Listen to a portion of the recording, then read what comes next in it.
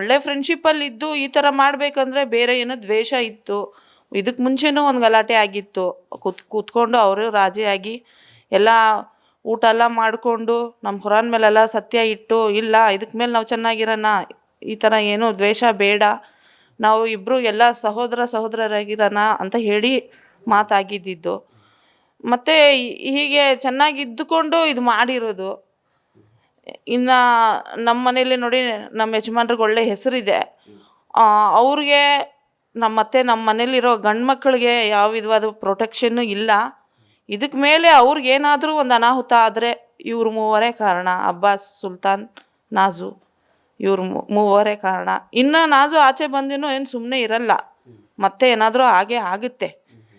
ಅದಕ್ಕೆ ನಮ್ಮ ಮಕ್ಕಳು ಇದ್ದಾರೆ, ಎಲ್ಲರೂ ಓದ್ತಾ ಇದ್ದಾರೆ. ಅವ್ರ ಎಜುಕೇಷನ್ಗೆ ಹೋಗ್ತಾ ಬರ್ತಾ ದಾರಿಯಲ್ಲಿ, ಮತ್ತು ನಮ್ಮ ಮನೆ ಗಂಡು ಮಕ್ಕಳು ಕೆಲ್ಸಕ್ಕೆ ಹೋಗ್ತಾರೆ.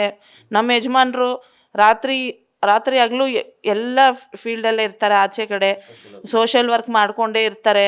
ನಮಗೆ ಒಳ್ಳೆ ಪ್ರೊಟೆಕ್ಷನ್ ಕೊಡಬೇಕು, ಅವ್ರ ಜೀವಕ್ಕೆ ಯಾವ ಅಪಾಯನೂ ಬರಬಾರ್ದು ಅಂತ ನಾನು ಕೇಳ್ಕೊತಿದ್ದೀನಿ.